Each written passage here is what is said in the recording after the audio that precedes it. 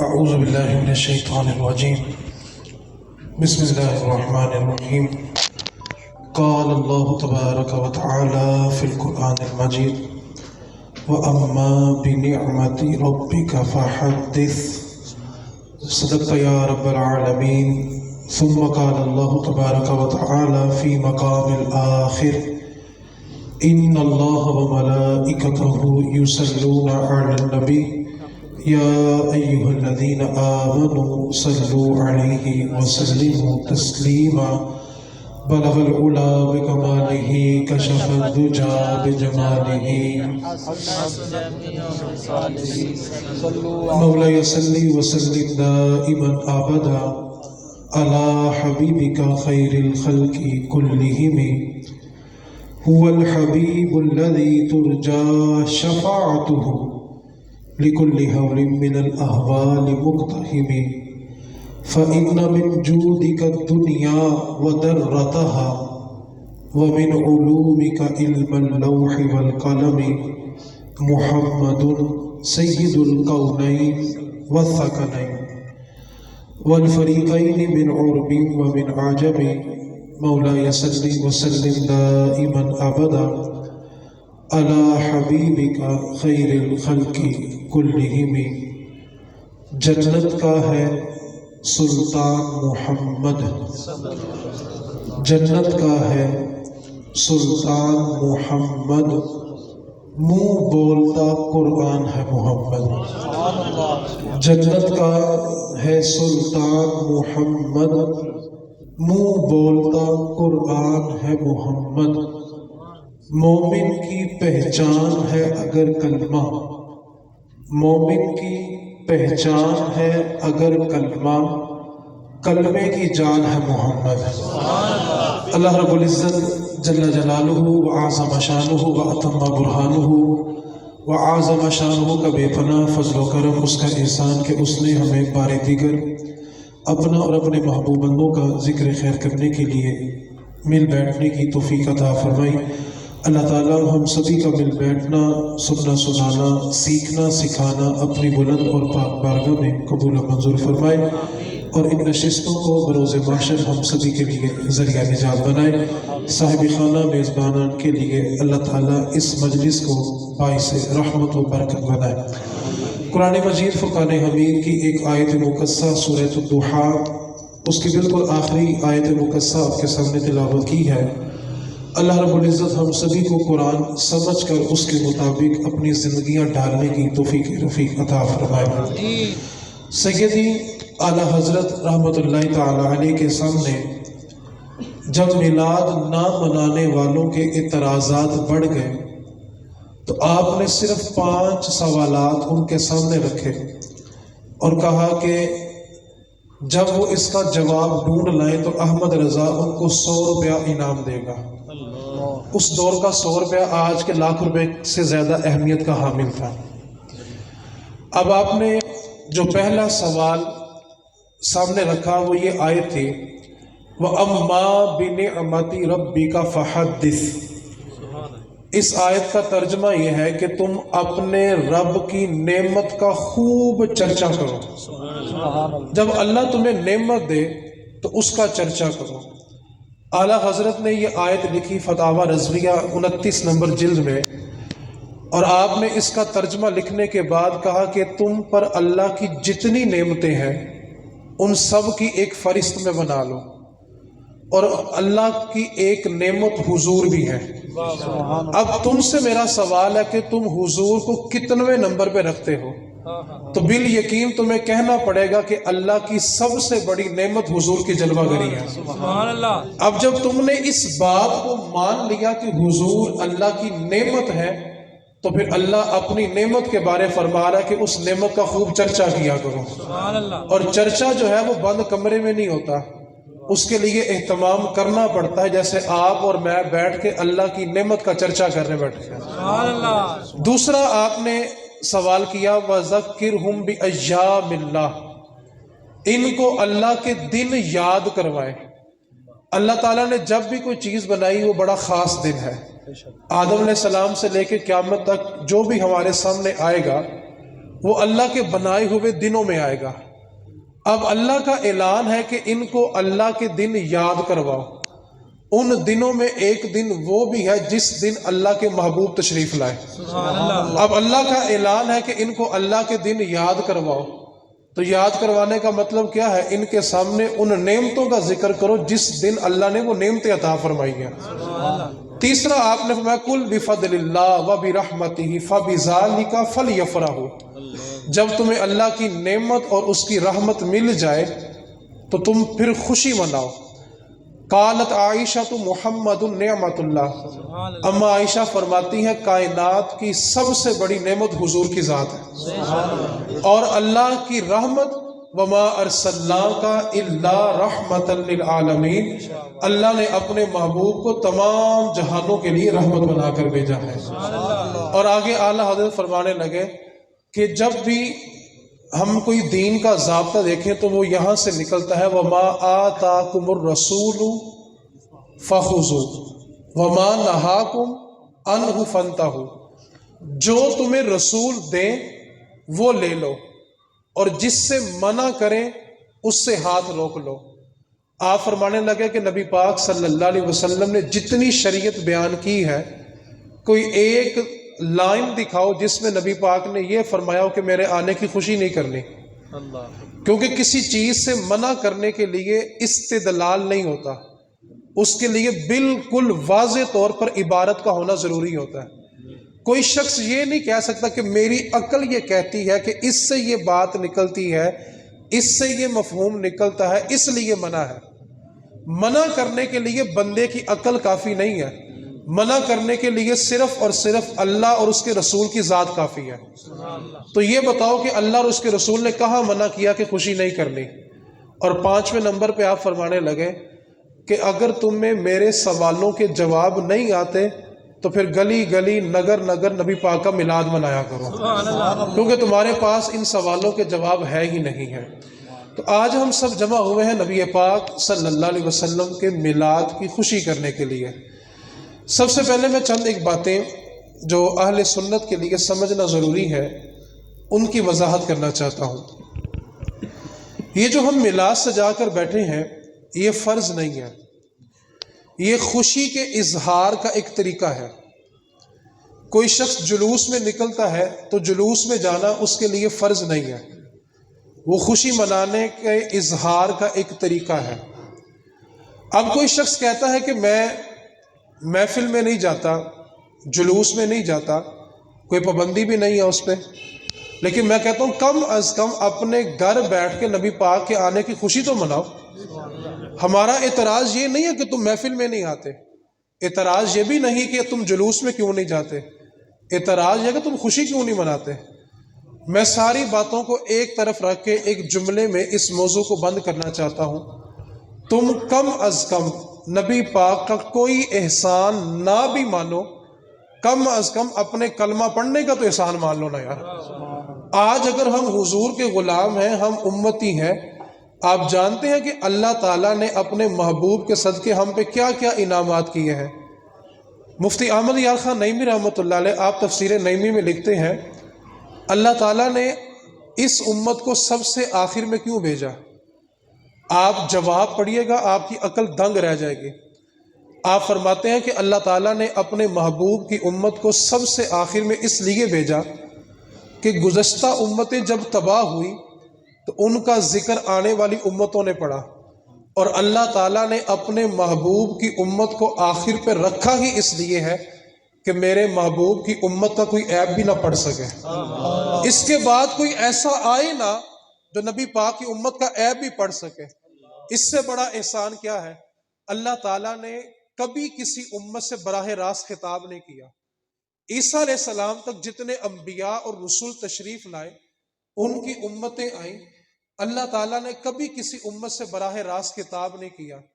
اس سے بڑا اور احسان کیا چاہیے رب کا کہ جب رب نے اپنا محبوب دیا، ساتھ ہم جیسے نکموں سے کہا یا ایھا الذین آمنو، اے ایمان والو۔ یہ واحد امت ہے جس سے رب تعالیٰ نے براہ راست خطاب کیا ہے۔ اس امت کے علاوہ اللہ تعالیٰ نے کسی امت سے براہ راست خطاب نہیں کیا۔ اس کے بعد اور فضل دیکھو اللہ تعالیٰ نے جب اپنے محبوب کی امت میں ہمیں بنایا تو کیا فرمایا؟ کن تم خیرہ امہ، تم سب سے بہترین امت ہو۔ یعنی اللہ ہمیں کہہ رہا ہے کہ تم بہترین امت ہو۔ آپ نبی پاک کی آمد کا کوئی احسان مانے یا نہ مانے، کم از کم اتنا تو مانے نا کہ ہم مسلمان پیدا ہو گئے ہیں۔ آپ ایک طرف نظر اٹھا کے دیکھیں، وہ بندہ جو اپنے ہاتھوں سے اپنا معبود تراش رہا ہے، کبھی اس کا ناک بناتا ہے، کبھی اس کے کان بناتا ہے، اور اگر اس کے معبود کا کچھ ٹوٹ جائے تو پھر اس کو تعمیر کرنے میں لگ جاتا ہے۔ دوسری طرف دیکھیں تو کوئی کسی جانور کا پیشاب پی رہا ہے، تیسری طرف دیکھیں تو کوئی کسی آگ کے آگے ماتھا ٹیکے ہوئے ہے، کوئی سورج چاند تاروں کی پرستش کر رہا ہے۔ آپ اللہ کا شکر نہیں ادا کرتے کہ ہم وحدہ لا شریک رب کے ماننے والے ہیں۔ آج اگر میں آپ سے پوچھوں کہ آپ میں سے کسی نے خدا کو دیکھا تو بال یقین سبھی کا ایک جواب ہوگا کہ ہم میں سے کسی نے خدا کو نہیں دیکھا۔ اور بھائی ہمیں تو اللہ کا در بتانے والے بھی مصطفیٰ ہیں۔ آپ سے میرا سوال ہے کہ آپ ایک خدا کو مانتے ہیں، آپ نے خدا کو دیکھا؟ تو بال یقین کسی نے نہیں دیکھا، تو ہم کس کے کہنے پہ خدا کو خدا مانتے ہیں؟ آپ کو تو ساری زندگی اس کا شکر ادا کرنا چاہیے کہ اللہ کے محبوب نے ہمیں رب کا در بتا دیا ہے، اور آج ہم کسی اور کے آگے نہیں جھک رہے۔ حضرت خزیمہ رضی اللہ تعالی عنہ حضور کے صحابی ہیں، یہ واحد صحابی ہیں جن کے بارے میں میرے نبی پاک نے فرمایا ہے کہ میری امت میں جب بھی گواہی کی ضرورت پڑے گی تو دو گواہوں کا ہونا ضروری ہے، لیکن جس تنازع کے موقع پہ میرا خزیمہ گواہی دے گا وہ اس ایک کی گواہی دو کے برابر ہوگی۔ یہ واحد صحابیاں حضور کی امت کے کہ ان کی ایک کی گواہی دو کے برابر ہے۔ اس کی وجہ یہ ہے کہ رسول کریم صلی اللہ علیہ وسلم ایک دن سیر کرتے کرتے مدینے کی حدود سے باہر نکل گئے۔ اب نکلے صرف سیر کی غرض سے تھے، تو رستے میں ایک یہودی کھڑا تھا جو اپنا گھوڑا بیچ رہا تھا۔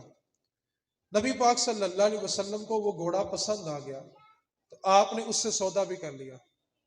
مہربانی کر کے اس بچے کو بٹھا دیں یار، بڑی مہربانی ہے آپ کی۔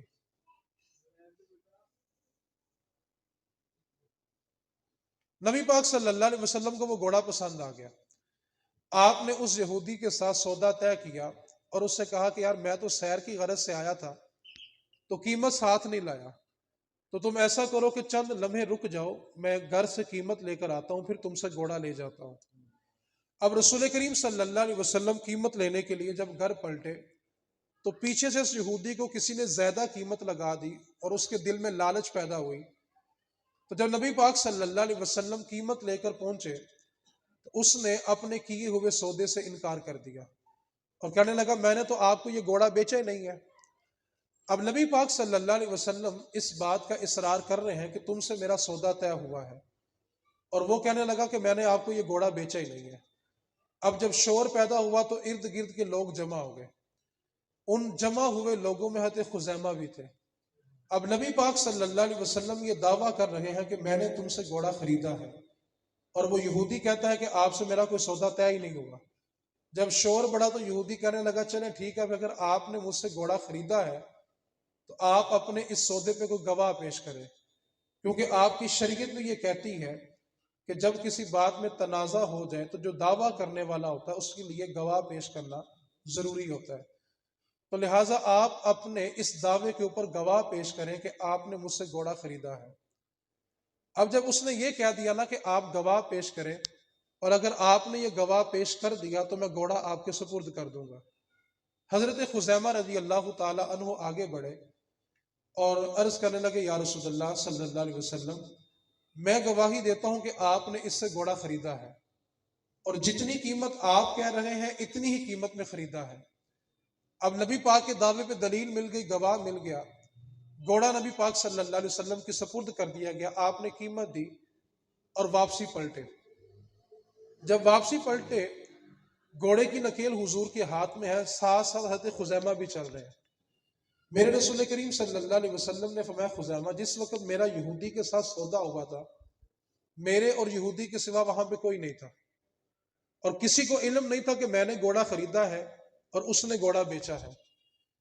جب تم وہاں پر تھے ہی نہیں، تمہیں علم ہی نہیں تھا، تو پھر تم نے میرے حق میں گواہی کیوں دی کہ میں سچ بول رہا ہوں؟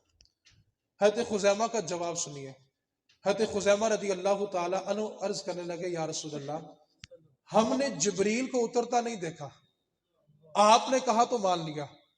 ہم نے قرآن اترتا نہیں دیکھا، آپ نے کہا قرآن ہے تو ہم نے مان لیا۔ ہم نے جنت جہنم نہیں دیکھی، آپ نے کہا ہے تو ہم نے مان لی۔ ہم نے جنات کا فرشتوں کا وجود نہیں دیکھا، آپ نے کہا تو ہم نے مان لیا۔ یا رسول اللہ جب آپ کے کہنے پہ ہم نے قرآن کو قرآن مانا، جبریل کو اترتا ہوا نہیں دیکھا لیکن مانا کہ وہ وحی لے کر آتا ہے، جنات کا وجود مانا، فرشتوں کا وجود مانا، جنت جہنم کا وجود مانا، تو پھر اس دنیاوی سودے کی حیثیت ہی کیا ہے؟ یا رسول اللہ یہ ساری باتیں تو ایک طرف ہیں، ہم نے خدا کو نہیں دیکھا، ہم نے تو آپ کے کہنے پہ خدا کو خدا بھی مان لیا ہے۔ تو کوئی چھت پہ چڑھ سکتا نہیں زینہ چھوڑ کر، کوئی چھت پہ چڑھ سکتا نہیں زینہ چھوڑ کر، اور کوئی خدا کو پا سکتا نہیں مدینہ چھوڑ کر۔ اگر کسی کو در خدا پر جانا ہے تو اس کے لیے اس کو در مصطفیٰ پہ جانا پڑے گا۔ آج میلاد ماننے کے لیے میں آپ کو ایک توجہ دلانا چاہتا ہوں۔ ہم قرآن مجید میں ایک قوم کا تذکرہ پڑھتے ہیں، اس قوم نے ایک نافرمانی کی تو اللہ تعالیٰ نے اس پہ طوفان نوح بھیج دیا۔ دوسری قوم نے اللہ رب العزت کی نافرمانی کی تو اللہ تعالیٰ نے ان پہ پتھروں کا عذاب نازل کیا۔ تیسری قوم نے جب اللہ تعالیٰ کی نافرمانی کی تو ان پہ تیز ہواؤں کا طوفان آیا، عذاب آیا اور ان کو نیست و نابود کر دیا گیا۔ چوتھی قوم نے جب نافرمانی کی تو ان کی شکلیں بندر کی شکلوں میں تبدیل کر دی گئی۔ قرآن میں پانچویں قوم کا تذکرہ پڑھیں، جب اس نے نافرمانی کی تو پوری کی پوری بستی کو الٹ دیا گیا اور نیچے والا حصہ زمین کا اوپر آ گیا۔ اگلی قوم کی ہم نافرمانی پڑھیں تو اس پر آسمان سے پتھروں کی بارش ہوئی۔ سوال یہ پیدا ہوتا ہے کہ گزشتہ امتیں ایک ایک گناہ کریں تو کسی پہ طوفان نوح آیا، دوسری قوم نے نافرمانی کی تو ان کی شکلیں بندر کی شکلوں میں تبدیل ہو گئی، تیسری قوم نے نافرمانی کی تو پوری کی پوری بستی کو الٹ دیا گیا، چوتھی قوم نے نافرمانی کی تو ان پہ تیز ہواؤں کا عذاب آیا، پانچویں قوم نے نافرمانی کی تو ان پر طوفان نوح آیا۔ گزشتہ امتوں نے جتنے گناہ کیے تھے وہ سارے کے سارے گناہ اس امت کے دامن میں موجود ہے۔ ایسا کوئی گناہ نہیں ہے جو گزشتہ امت نے کیا ہو اور اس امت کے دامن میں موجود نہ ہو۔ یہ امت تو اس سے بھی 2 ہاتھ آگے بڑھ گئی۔ اس امت کے اندر تو قبروں سے مردے نکال کے ان کی بے حرمتی کر کے ان سے بھی زنا کیا گیا۔ اس امت کے اندر تو زینب جیسی معصوم بچیاں بھی محفوظ نہیں ہیں۔ سوال یہ پیدا ہوتا ہے کہ گزشتہ امتیں ایک ایک گناہ کریں تو کسی کی شکل بندر کی شکل میں تبدیل ہوئی، کسی پر طوفان نوح آیا، کسی پر تیز ہواؤں کا طوفان آیا، کسی کی پوری بستی کو پلٹ دیا گیا۔ اس امت نے سب کچھ کیا، اس کے باوجود ہم پہ آسمان سے پتھر نہیں برسے۔ ہم نے سب کچھ کیا، ہم پہ تیز آندھیوں کا طوفان اور عذاب نہیں آیا۔ اس امت کے دامن میں ہر گناہ موجود ہے، اس کے اوپر طوفان نوح نہیں آیا۔ اس امت کے دامن میں ہر گناہ موجود ہے، اس امت کی شکلیں بندر کی شکلوں میں تبدیل نہیں ہوئی۔ تو خلاصہ نکالنے کے بعد یہی بات سمجھ آتی ہے، اللہ رب العزت نے قرآن مجید میں فرمایا وَمَا كَانَ اللَّهُ لِيُعَذِّبَهُمْ وَأَنْتَ فِيهِمْ۔ اے محبوب آپ کی امت نے سارے گناہ کیے، ان پر بندر کی شکلیں بدلنے والا عذاب نہیں آیا، ان پر طوفان نوح نہیں آیا، تیز آندھیوں کے طوفان نہیں آئے، ان کے اوپر پوری کی پوری بستی کو پلٹا نہیں گیا۔ آخر وجہ کیا ہے؟ اللہ رب العزت نے قرآن مجید میں فرما دیا وَمَا كَانَ اللَّهُ لِيُعَذِّبَهُمْ وَأَنْتَ فِيهِمْ۔ محبوب ان پر عذاب اس لیے نہیں آتے کہ آپ ان کے درمیان موجود ہیں۔ تو سوال یہ پیدا ہوا کہ ساری امتیں تباہ و برباد ہو گئی، نیست و نابود ہو گئی، ایک ایک جرم کیا تو آج ان کا نام و نشان نہیں ملتا۔ یہ امت سب کچھ کرنے کے باوجود کنتم خیر امت ان کے لقب سے پکاری جاتی ہے، تو اس کی وجہ صرف ایک ہے اور وہ وجہ یہ ہے کہ حضور آ گئے ہیں۔ آج حضور آ گئے ہیں تو ہم بچے ہوئے ہیں۔ بتائیں کون سا ایسا گناہ ہے جو ہم تاریخ میں پڑھتے ہیں اور اس امت کے دامن میں موجود نہیں ہے؟ یار اگر تاریخ سامنے رکھ کے ہم اپنے آپ کو تولیں تو ہم کسی گناہ سے محفوظ نہیں ہیں۔ لیکن میں اس سارے گفتگو کے خلاصے میں یہ جملہ اپنی طرف سے کہا کرتا ہوں کہ اللہ کے عذاب اور ہمارے گناہوں کے درمیان جو پردہ ہے اس پردے کا نام رحمت مصطفیٰ ہے. خدا کی قسم صرف یہ پردہ ہٹ جائے تو بتائیں ہمارے پاس ایسی کون سی چیز ہے جو ہمیں رب کے عذاب سے بچا سکے؟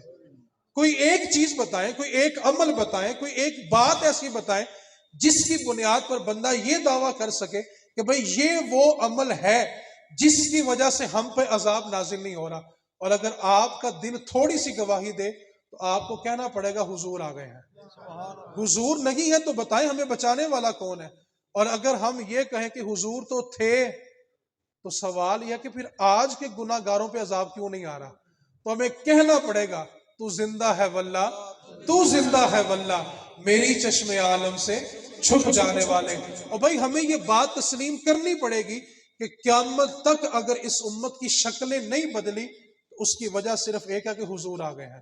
حضور نہیں ہے تو بتائیں بچانے والی چیز ہی کون سی ہے؟ تو آج ہم سب جمع ہوئے نبی پاک صلی اللہ علیہ وسلم کا میلاد منانے کے لیے. تو میں کہتا ہوں کہ انسان کی زندگی میں ایک میلاد ایسا بھی ہونا چاہیے کہ جس کا باپ اس سے ناراض ہے وہ اپنے گھر جائے اور اپنے باپ کے پاؤں پکڑے اور باپ سے کہے کہ ابا جی آپ مجھ سے راضی ہو جائے، مجھ سے غلطی ہو گئی. تو باپ حیرت میں ڈوب کر پوچھے کہ تجھے کیا ہوا؟ تو سیدھے منہ اپنے باپ کو سلام بھی نہیں کرتا تھا، آج پاؤں پکڑ کے معافی مانگ رہا ہے. تو وہ بیٹا کہے ابا جی ابھی ابھی اس نبی کا میلاد سن کر آیا ہوں جس نبی نے فرمایا تھا جس کا باپ اس سے راضی ہے اسی کا رب بھی اس سے راضی ہے. اور ابا جی اگر آپ راضی نہ ہوئے تو میرا رب بھی مجھ سے راضی نہیں ہوگا. تو ایک میلاد باپ کا نافرمان ایسا بھی تو گزارے نا کہ جب وہ میلاد سے اٹھ کے جائے تو اس کا ابا اسے راضی ہو جائے. ایک میلاد ہم ایسا بھی منائے کہ جا کر ماں کے قدم پکڑ لیں اور کہے ماں تجھے بڑا چیخ چیخ کے بلاتا تھا، آج کے بعد نہیں بلاؤں گا، معافی دے دے. تو ماں کہے پتر تینوں کی ہویا؟ تو بیٹا کہے اماں ابھی ابھی اس نبی کا میلاد سن کر آیا ہوں جس نبی نے فرمایا تھا کہ جس نے جنت ڈھونڈنی ہے ماں کے قدموں کے نیچے ڈھونڈے. تو میں اپنی جنت راضی کرنے کے لیے آ گیا ہوں. آج کوئی ماں اگر یہ سوچتی ہے نا کہ میں میلاد کیوں مناؤں تو ایک لمحے کے لیے غور کرے. جب نبی پاک صلی اللہ علیہ وسلم کا ظاہری طور پہ ظہور نہیں ہوا تھا، عرب کے اندر ایک میلہ لگتا تھا، اس کو کہتے تھے عکاس کا میلہ، جس میں عرب کے سارے قبیلے جمع ہوتے تھے. اور اس عکاس کے میلے کے اندر 3 سگے بیٹے اپنی سگی ماں کے گلے میں پٹا ڈال کے لے آئے اور ماں کو گھسیٹ کے لائے اور عکاس کے میلے میں لا کر فروخت کر دیا. اور جو قیمت ماں کو بیچنے کے بعد ملی وہ آپس میں تقسیم کر لی. یہ وہ دور تھا جب حضور جلوہ گر نہیں ہوئے تھے. تو سگی ماں سگے بیٹے سرے بازار نیلام کر کے بیچ دیا کرتے تھے. آج ماں پوچھے کہ میں میلاد کیوں مناؤں؟ وہ تو اس خوشی میں میلاد منائے جب حضور نہیں تھے تو سگی اولاد نیلام کر کے سرے بازار بیچ آیا کرتی تھی. اس محبوب نے آ کر سرے بازار نیلام ہو کر بکنے والی ماں کو وہ عزت دی کہ 7 آسمانوں کے اوپر سدرۃ المنتہا کے پاس جو جنت تھی نا، میرے محبوب نے وہ جنت اٹھا کے ماں کے قدموں کے نیچے رکھ دی ہے. تو آج ماں کہے میں میلاد کیوں مناؤں؟ تو ایک میلاد ہماری زندگی کا ایسا بھی ہونا چاہیے. اگر کوئی دکاندار ہے، تاجر ہے، خیانت کرتا ہے، جائے اور صبح جا کے ہر قسم کا عیب چھوڑ دے. تو پڑوسی دکاندار پوچھے تمہیں کیا ہوا؟ سودا تیرا 1 نمبر ہو گیا، جھوٹ بولنا تو نے چھوڑ دیا ہے. تو وہ کہے میں ابھی ابھی اس نبی پاک کا میلاد سن کے آیا ہوں. مدینے والے رسول نے ارشاد فرمایا کہ جو سچا اور امانت دار تاجر ہوگا قیامت والے دن اللہ اس کو نبیوں کی صف کے درمیان میں کھڑا فرمائے گا. آپ تصور کریں کتنی گہرائی ہے اس حدیث کی کہ جس صف میں اللہ کے نبی کھڑے ہوں گے اس صف کے اندر نبی پاک کی امت کا سچا تاجر کھڑا ہوگا. اور میرے رسول کریم صلی اللہ علیہ وسلم کا فرمان اور گہرائی میں اتر کے دیکھیں کہ انسان 2 چیزوں کے لیے جھوٹ بولتا ہے، اولاد کی خاطر اور پیٹ کی خاطر. اور میرے نبی پاک نے فرمایا کہ سچا تاجر ہو جائے، امانت دار تاجر ہو جائے. حضرت نظام الدین اولیاء رحمۃ اللہ علیہ کے پاس ایک شخص آیا، کہنے لگا حضور میں نے آپ کی بیعت کرنی ہے. تو آپ نے وہ سامنے جو پرچون کی دکان پہ بندہ بیٹھا ہوا نا، جا کے اس کی بیعت کر لے. وہ بڑا پریشان ہوا، وہ چلا گیا پرچون والے کے پاس، کیونکہ پرانے لوگ تحقیق کم کرتے تھے، عمل زیادہ کرتے تھے. یہ جو تحقیق والا مسئلہ ہے نا یہ ابھی پیدا ہوا ہے اور میں اس نچوڑ پہ پہنچا ہوں. جس کی جتنی تحقیق بڑھ گئی ہے اس کو اتنی علم کی بد ہضمی ہو گئی ہے. وہ کہتا ہے میری تحقیق یہ کہتی ہے. تو میں کہتا ہوں جو تحقیق اعلیٰ حضرت نے کر دی ہے نا بڑی ہے، جو تحقیق داتا علی حجویری نے کر دی ہے وہ بڑی ہے. جو اپنے بڑوں کو پھلانگ کر آگے جانے کی کوشش کرے گا سوائے گمراہی کے اس کے نصیب میں کچھ نہیں ہوگا. بڑوں نے کہہ دیا وہ فائنل ڈیسیجن ہے. جس کی تحقیق کچھ کہنے لگ جائے نا اس کا بچنا پھر ناممکن ہوتا ہے. تو جس کی تحقیق بڑھتی چلی گئی اس کو علم کی بد عزمی ہو گئی. اور مجھ سے کوئی پوچھے کہ بھی آج کل اتنے فتنے کیوں ہیں، تو میں صرف اتنا کہتا ہوں علم کی بد عزمی ہو گئی ہے. کیونکہ ہر چیز کی ایک بد عزمی ہوتی ہے نا، علم کی بھی بد عزمی ہوتی ہے. جس کو کچھ زیادہ مل جائے اور سنبھالا نہ جائے، کیونکہ علم دینا عالم کا کام ہوتا ہے اور اس کے پیچھے پشت پہ ہاتھ رکھ کے اس کو سنبھالنے کی تلقین کرنا اس کے پیر کا کام ہوتا ہے، اس کے ولی کا کام ہوتا ہے. اور جو اپنے اسلاف کو چھوڑ کر خود کہے کہ میری تحقیق یہ کہتی ہے سوائے گمراہی کے اور کچھ نہیں ملے گا. تو آپ نے کہا وہ سامنے جو دکاندار جا کے اس کی بیعت کر لے. وہ بڑا پریشان چلا تو گیا، حکم تھا، جا کے کہنے لگا کہ بھائی میں نے تیری بیعت کرنی ہے. کہنے لگا نہیں یار میرے پیر صاحب سامنے آستانے میں ہیں، جا کے ان کی بیعت کر. وہ بندہ کہنے لگا مجھے تیرے پیر نہیں بھیجا کہ میں نے تیری بیعت کرنی ہے. وہ بڑا پریشان ہوا، کہنے لگا میرے پیر صاحب نے میری بیعت کرنے کے لیے بھیج دیا ہے. آخر اس نے بیعت تو نہیں کیا، اس کو لے کے پیر صاحب کی بارگاہ میں آ گیا. کہنے لگا حضور میں جو کچھ بھی ہوں آپ کی تربیت کی وجہ سے ہوں. آج ایک نیا بندہ آپ کی تربیت میں رہنے کے لیے آیا تو آپ نے میرے پاس بھیج دیا، آخر اس کے پیچھے حکمت کیا ہے؟ آپ فرمانے لگے میں تجھے 30 برس سے دیکھ رہا ہوں، تم نے کبھی بھی سودا بیچنے میں خیانت نہیں کی اور اللہ کے نزدیک تیرا مرتبہ اور بھی بڑھ گیا ہے. اور اب تو اس مقام پر پہنچا ہوا ہے کہ جو تیرے ساتھ جڑ جائے گا اللہ اس کو صراط مستقیم عطا فرمائے گا. تو میرے رسول کریم نے فرمایا سچا اور امانت دار جو تاجر ہوگا وہ قیامت والے دن انبیاء کی صف کے درمیان میں کھڑا ہوگا. اور میرے محبوب نے فرمایا قیامت والے دن کل 120 صفیں ہوں گی اور ان 120 صفوں میں 80 صفیں امت مصطفیٰ کی ہوں گی. آج ہم مارکیٹ میں طرح طرح کی بولیاں سنتے ہیں کہ ڈائریکٹ اللہ سے مانگو، ڈائریکٹ اللہ سے مانگو. میں کہتا ہوں آج کسی نے رب کو دیکھا نہیں ہے. یہاں جتنے لوگ میری آواز کو سن رہے ہیں کوئی ایک شخص بھی ایسا دعوے دار یہاں نہیں بیٹھا ہوا جو اس بات کا دعویٰ کرے کہ میں نے رب کو دیکھا ہے. تو آج ہم مارکیٹ میں طرح طرح کی بولیاں سنتے ہیں کہ ڈائریکٹ اللہ سے مانگو، حالانکہ آج کسی نے رب کو دیکھا نہیں ہے. لیکن ایک معاشر کا میدان ہوگا تب تو رب کی ذات کا جلوہ سامنے جلوہ گر ہوگا لیکن کوئی ڈائریکٹ نہیں جائے گا.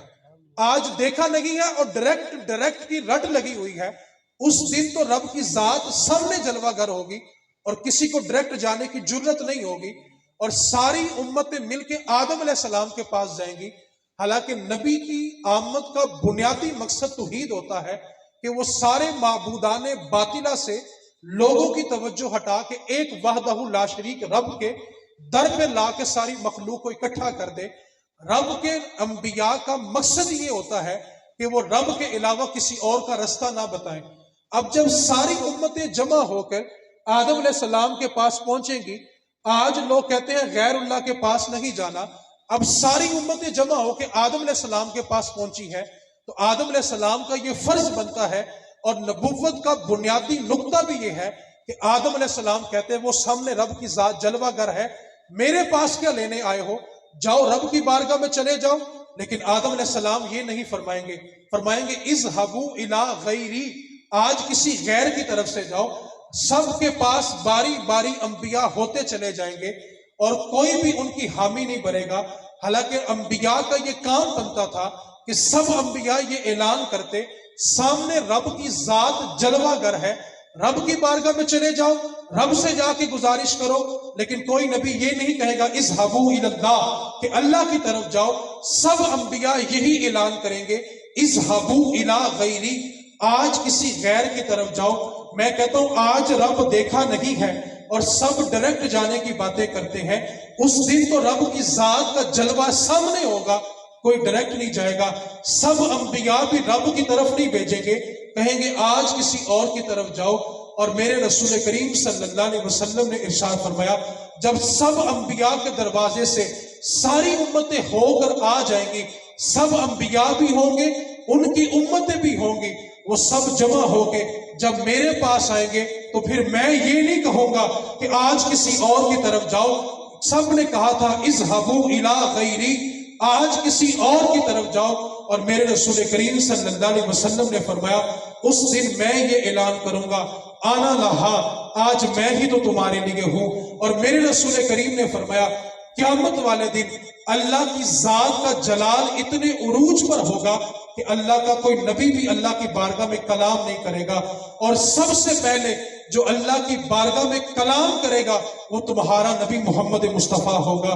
اور اللہ نے قرآن میں کہا وَلَسَوْفَ يُعْطِيكَ رَبُّكَ فَتَرْضَى، اے محبوب آپ کا رب آپ کو اتنا عطا کرے گا کہ آپ راضی ہو جائیں گے. جب یہ آیت اتری اور نبی پاک نے پڑھ کے صحابہ کو سنائی کہ صحابہ اللہ رب العزت نے اعلان کیا ہے وَلَسَوْفَ يُعْطِيكَ رَبُّكَ فَتَرْضَى، اے محبوب آپ کا رب آپ کو اتنا عطا کرے گا کہ آپ راضی ہو جائیں گے. صحابہ نے عرض کی آقا آپ کب راضی ہوں گے؟ تو میرے محبوب نبی پاک صلی اللہ علیہ وسلم کا جواب سنیں، اور یہ جواب اس امتی کے لیے بھی ہے جو سینے میں دل تو رکھتا ہے لیکن عشق مصطفیٰ سے خالی رکھتا ہے. یہ جواب اس کے لیے بھی ہے جو کلمہ تو مصطفیٰ کا پڑھتا ہے لیکن ذکر کرنے کے لیے دلیلوں کے پیچھے بھاگ رہا ہے. صحابہ نے عرض کیا آقا آپ کب راضی ہوں گے؟ میرے محبوب کا جملہ سنیں. میرے محبوب احمد مصطفیٰ جناب محمد مصطفیٰ صلی اللہ علیہ وسلم نے فرمایا صحابہ سنو، میرے رب نے میرے سے یہ وعدہ کیا ہے کہ اے محبوب ہم آپ کو اتنا عطا کریں گے کہ آپ راضی ہو جائیں گے. آقا آپ کب راضی ہوں گے؟ تو میرے محبوب نے فرمایا صحابہ سنو، جب تک میں اپنے رب سے راضی ہوں گا وہ مرحلہ ہوگا جب میرا آخری امتی بھی جہنم سے نکال کے جنت میں داخل کر دیا جائے گا. کہ جب تک میری ساری امت جنت میں نہیں جانی میں نے سر سجدے سے اٹھانا ہی کوئی نہیں ہے. میں کہتا ہوں آج لے ان کی پناہ، آج لے ان کی پناہ، آج مدد مانگ ان سے، پھر نہ مانیں گے قیامت میں اگر تو مان بھی گیا. آج لے ان کی پناہ. نبی پاک کی بارگاہ میں ایک اونٹ آ گیا. اونٹ نے آ کے نبی پاک کی کان میں نے ایک جملہ کہا. توجہ ہے حضرات کی؟ پیچھے والوں کو آواز آ رہی ہے؟ نبی پاک کی بارگاہ میں آیا تو کان میں کچھ کہا تو نبی پاک نے نا اس اونٹ کی پشت پہ یوں ہاتھ پھیرا اور فرمایا جیسا تو کہہ رہا ہے ویسا ہی ہوگا. کیا فرمایا؟ اور جیسا میں کہہ رہا ہوں ویسا آپ بھی کہہ لیں ذرا. کیا فرمایا نبی پاک نے؟ جیسا تو کہہ رہا ہے ویسا ہی ہوگا. اونٹ نبی پاک کی بارگاہ میں بیٹھ گیا. کچھ دیر کے بعد نا کچھ لوگ آئے، ہاتھ میں رسی بھی ہے چھری بھی ہے. بھاگتے بھاگتے اونٹ کو تلاش کرتے کرتے رسول کریم کی بارگاہ میں آ گئے. اب جب اونٹ نے وہ رسی اور چھری دیکھی نا وہ نبی پاک کے سامنے سے اٹھا اور حضور کے پیچھے آ گیا. آج لے ان کی پناہ. میں کہتا ہوں اس اونٹ کے مقدر پہ قربان جو جس نے پناہ بھی مصطفیٰ کی لی ہے. آج لے ان کی پناہ. حضور کے پیچھے آ گیا. اب وہ جو لوگ تھے رسیاں پکڑی ہوئی ہیں چھری پکڑی ہوئی ہے آگے عرض کرنے لگے یا رسول اللہ یہ جو اونٹ آپ کی پناہ میں ہے نا یہ ہمارا اونٹ ہے اور بھاگتا بھاگتا نا آپ کے پاس آ گیا. نبی پاک نے اس اونٹ سے کیا کہا تھا کہ جیسا تو کہے گا ویسا ہی ہوگا. اچھا اب انہوں نے کہا کہ یہ ہمارا اونٹ ہے اور بھاگ کر آپ کے پاس آ گیا تو اونٹ ہمارے حوالے کر دے. نبی پاک فرمانے لگے اونٹ تو تمہیں کوئی نہیں ملنا، اس نے تو تمہاری شکایت کی ہے آ کے. وہ سمجھتے ہیں بولیاں سب کی، ٹھیک ہے سب کی، کیونکہ نبی کا ایک معجزہ یہ بھی ہوتا ہے کہ وہ ہر مخلوق کی زبان جانتا ہے. کہا تمہاری شکایت کر رہا ہے. آقا کیا شکایت ہے؟ نبی پاک میں کہ اونٹ کہہ رہا ہے کہ آقا جب تک میں جوان تھا ان کا بڑا وزن اٹھایا، آج ہڈیوں میں گودا نہیں رہا تو مجھے ذبح کرنے تلے ہوئے ہیں. ساری زندگی وفا کی ہے، اگر آج ہمت نہیں تو کاٹتے کیوں ہیں؟ مجھے پالنے کیا فرق پڑتا ہے؟ اب انہوں نے رسی اور چھری رکھ دی. عرض کرنے لگے آقا جیسا آپ کہیں گے ویسا ہی ہوگا. نبی پاک نے اس سے کیا کہا تھا؟ جیسا تو کہے گا. اب وہ کیا کہنے لگے آقا جیسا آپ کہیں گے ویسا. نبی پاک نے میں کہ تم ایسا کرو کہ اس کی قیمت بتاؤ، اس کی قیمت کتنی لوگے؟ عرض کرنے لگے آپ آقا ایسے ویسے ہی اونٹ رکھ لیں؟ کہا نہیں تم اس کی قیمت بتاؤ. البتہ حدیث کو صرف خلاصہ بیان کر رہا ہوں. انہوں نے اونٹ حضور کے سپرد کیا اور چلے گئے، کیونکہ انہوں نے کیا کہا تھا کہ جیسا یا رسول اللہ آپ کہیں گے ویسے. نبی پاک نے کہا میں نے اونٹ نہیں دینا، قیمت لو اور چلے جاؤ. اب اونٹ انہوں نے حضور کو دے دیا. جب وہ لوگ چلے گئے تو وہ اونٹ حضور کے پیچھے سے نکلا اور سامنے آ گیا اور حضور کے کان میں پھر کچھ کہا اور چلا گیا. جب اونٹ چلا گیا نا تو نبی پاک صلی اللہ علیہ وسلم اتنی ہچکی کے ساتھ روئے کہ آپ کی داڑھی مبارک آنسوؤں سے تر ہو گئی. جب اونٹ چلا گیا تو جناب عمر فاروق کھڑے ہوئے، عرض کرنے لگے آقا جب اونٹ آیا تھا اس نے کچھ کہا تو آپ نے فرمایا جیسا تو کہتا ہے ویسا ہی ہوگا، اور جب وہ گیا تو اس نے کیا کہا کہ آپ کی آنکھوں میں بھی آنسو آ گئے. تو میرے رسول کریم صلی اللہ علیہ وسلم نے فرمایا آج جو امتی اس نبی کا ذکر کرنے کے لیے دلیل ڈھونڈ رہے ہیں نا، سنو جانور بھی اس امت سے کتنا پیار کرتے ہیں. میرے نبی پاک نے فرمایا عمر وہ اونٹ جاتے جاتے یہ کہہ کر گیا ہے یا رسول اللہ جس طرح انہوں نے آ کر مجھے کاٹنے کی کوشش کی یا رسول اللہ، جس طرح آپ نے آج مجھے ان کی چھری سے بچایا ہے، میں جانور ہو کے دعا کرتا ہوں اللہ قیامت والے دن آپ کی امت کو جہنم سے بچا لے گا. آج لے ان کی پناہ، آج مدد مانگ ان سے، پھر نہ مانیں گے قیامت میں اگر تو مان گیا.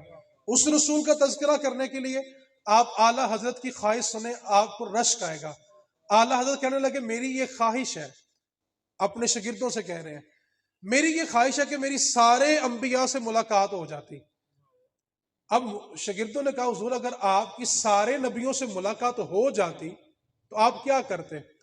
اب اعلیٰ حضرت کی خواہش سنیں، سوال سنیں، جواب سنیں، عشق کی انتہا دیکھیں. خدا کی قسم کھا کے کہہ رہا ہوں اعلیٰ حضرت نے اپنے اوپر فقیہ ہونے کا، عالم ہونے کا صرف لبادہ اوڑا ہوا ہے، ورنہ اس سے بڑا تصوف کوئی جانتا نہیں ہے. اب خواہش سنیں اعلیٰ حضرت کی خواہش کیا ہے. فرمانے لگے میری خواہش یہ ہے کہ میری سارے نبیوں سے ملاقات ہو جائے. اگر حضور ملاقات ہو جائے پھر کیا کریں گے؟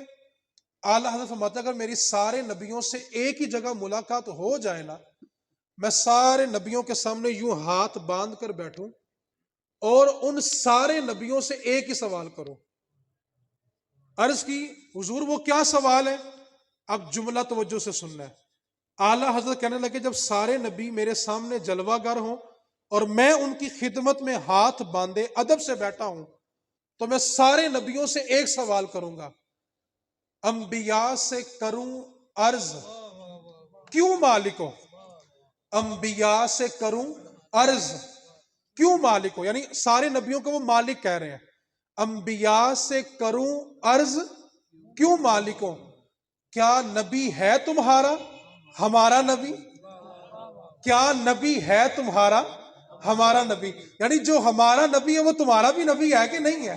اب خواہش پھر سنیں کہ سارے نبی جلوہ گر ہوں، احمد رضا ان کے سامنے ادب سے ہاتھ باندھے بیٹھے اور سارے انبیاء سے ایک ہی سوال کرے، انبیاء سے کروں عرض کیوں مالکو، کیا نبی ہے تمہارا ہمارا نبی؟ اعلیٰ حضرت کہتے ہیں جب میں سارے انبیاء سے یہ سوال کر لوں گا تو احمد رضا کا عشق، احمد رضا کا وجد، احمد رضا کا یقین یہی کہتا ہے کہ جب میں پوچھوں گا انبیاء سے کروں عرض کیوں مالکو، کیا ہے نبی تمہارا ہمارا نبی، تو سب انبیاء یک زبان ہو کر یہی جواب دیں گے احمد رضا تو نے ہم سے یہ پوچھا ہے کہ کیا نبی ہے تمہارا ہمارا نبی، تو سب انبیاء کی روحیں ایک ہی جواب دیں گی احمد رضا اپنی خواہش اور اپنے سوال کا جواب سن، جیسے سب کا خدا ایک ہے ویسے ہی، جیسے سب کا خدا ایک ہے ویسے ہی ان کا ان کا تمہارا ہمارا نبی. نعرہ تکبیر، نعرہ رسالت، نعرہ حیدری. جیسے سب کا خدا ایک ہے، جیسے سب کا خدا ایک ہے ویسے ہی ان کا ان کا تمہارا ہمارا نبی. اور ایک بات یاد رکھے اللہ تعالیٰ نے نا جب کوئی بھی جسم نہیں بنایا تھا تب 2 جلسے اوپر ہوئے تھے عرش پہ. پہلا جلسہ سورہ بقرہ میں موجود ہے. اللہ تعالیٰ نے آدم علیہ السلام سے لے کے قیامت تک جو آخری فرد آنا تھا نا، سب کی روحوں کو جمع کیا. جتنی بھی ارواح تھی اس میں انبیاء بھی تھے، صحابہ بھی تھے، اولیاء بھی تھے، مسلمان بھی تھے، غیر مسلم بھی تھے. سب کی ارواح کو جمع کیا اور ایک ہی سوال پوچھا، الست بربکم، میں تمہارا رب ہوں؟ قالوا بلا، سب نے کہا کیوں نہیں. جلسہ توحید ختم ہو گیا. صرف ایک سوال تھا. اس جلسے میں آنے والے انبیاء کی ارواح بھی، صحابہ کی بھی، اولیاء کی بھی، تابعین کی بھی، مسلمانوں کی بھی، غیر مسلموں کی بھی، جتنے انسان قیامت تک آنے تھے سب موجود تھے. سوال صرف ایک پوچھا، الست بربکم، کیا میں تمہارا رب ہوں؟ قالوا، سب نے کہا بلا، کیوں نہیں. اور مفسرین نے لکھا ہے سب سے پہلے جس کی روح نے کہا تھا نا کہ تو ہمارا رب ہے، وہ روح میرے مصطفیٰ کی تھی. نبی پاک نے کہا ہاں تو ہمارا رب ہے، تو سب مخلوق نے کہا تو ہی ہمارا رب ہے. اب دوسرا جلسہ سورہ بقرہ میں موجود ہے. نبی پاک صلی اللہ علیہ وسلم کی شان کا اظہار کرنے کے لیے اللہ تعالیٰ نے صرف اور صرف انبیاء کی ارواح کو بلایا، اس کے سوا کسی کو نہیں بلایا. صرف انبیاء کی روحیں جمع ہوئی اور جمع کر کے اللہ رب العزت نے فرمایا سنو، جس وقت تمہاری رسالت، تمہاری نبوت کا چرچا ہو، بول بالا ہو اور انبیاء کی ارواح سن لو، اگر تمہارے درمیان میرا محبوب آ جائے تو اپنا اپنا کلمہ چھوڑ کر میرے مصطفیٰ کا کلمہ پڑھ لینا. اب جب نبی پاک کا ذکر ہوا تو صرف پاک روحوں کو بلایا. آپ نے توجہ نہیں کی میری جملے کے اوپر. جب نبی پاک کا ذکر ہوا تو صرف پاک روحوں کو بلایا، سب کو نہیں بلایا جاتا. کیوں بلا؟ سرکار کی محفل کو سرکار ہی سجاتے ہیں اور آتے ہیں وہی جنہیں سرکار ہی بلاتے ہیں. کیوں؟ یہ سنت میرے خدا کی ہے. اللہ نے صرف پاک روحوں کو بلا کے کہا تھا میرا محبوب آنے والا ہے. تو اس لیے ہم سب جمع ہوئے ہیں نبی پاک صلی اللہ علیہ وسلم کا میلاد منانے کے لیے. نہ منانے والوں کے لیے صرف میں ایک جملہ کہتا ہوں کہ جن کے کہے ہوئے لفظ حدیث بنتے ہیں، لوگ ان کا ذکر کرنے کے لیے حدیثیں ڈھونڈ رہے ہیں. جن کے کہے ہوئے الفاظ ہی حدیث بن جاتے ہیں، وہ ان کا ذکر کرنے کے لیے حدیثیں جمع کریں. کوئی حدیث ملے تو ہم نبی پاک کا ذکر کریں.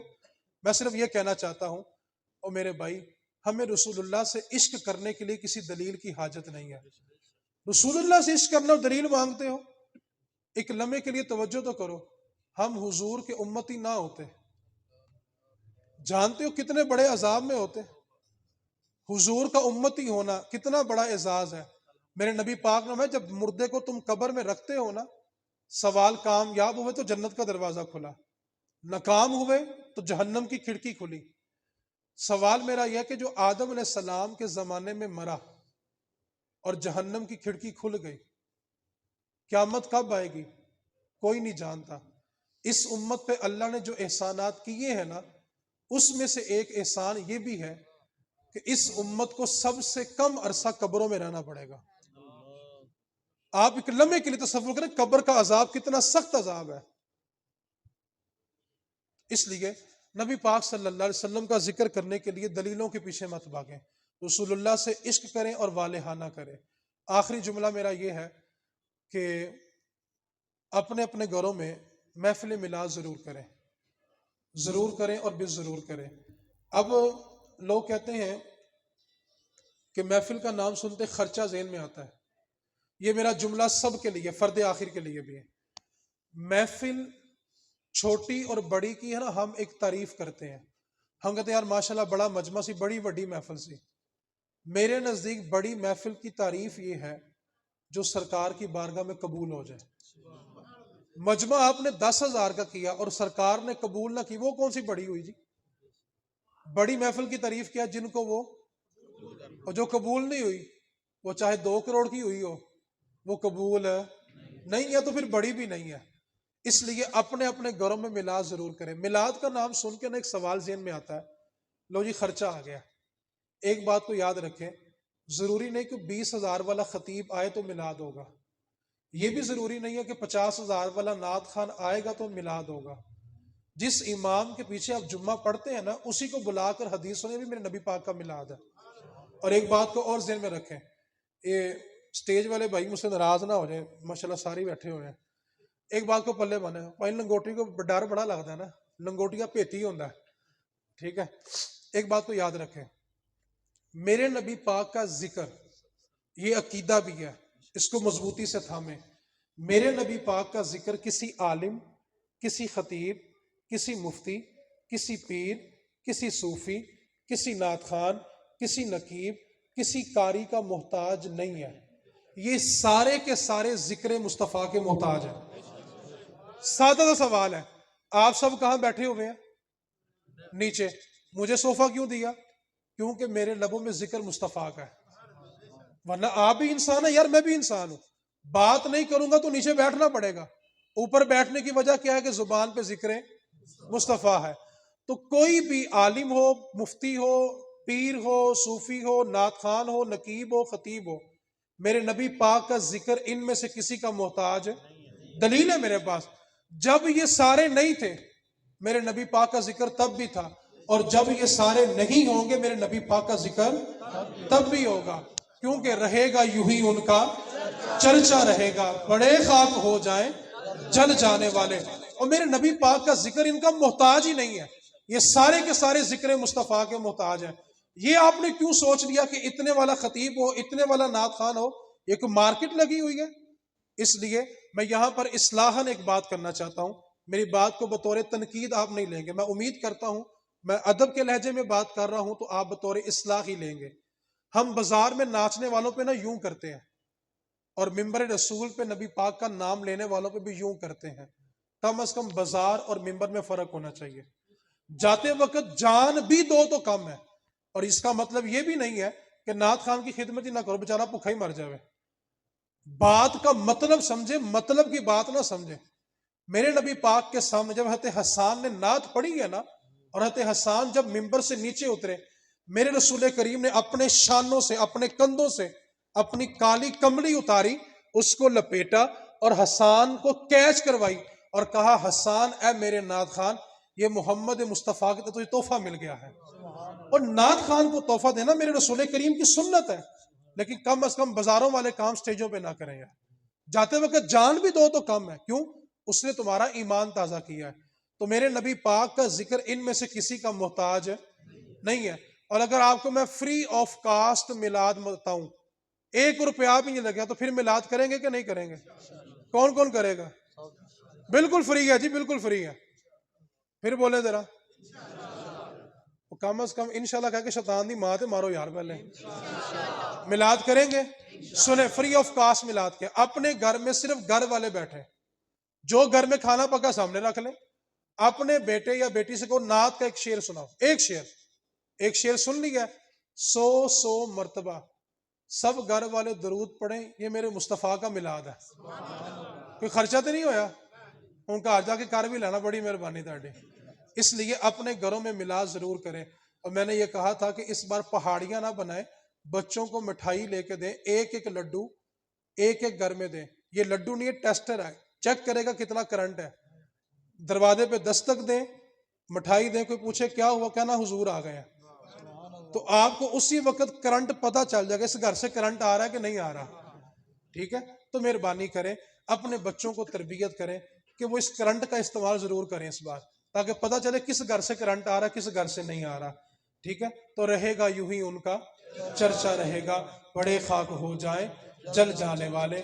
حشر تک ڈالیں گے ہم پیدائش مولا کی دوں. کب تک؟ حشر تک ڈالیں گے. یہ اللہ ہماری نسلوں سے بھی لیتا رہے گا. حشر تک ڈالیں گے ہم پیدائش مولا کی دوم، مثل فارس نجد کے قلعے گراتے جائیں گے. وآخر دعوانا ان الحمدللہ رب العالمین.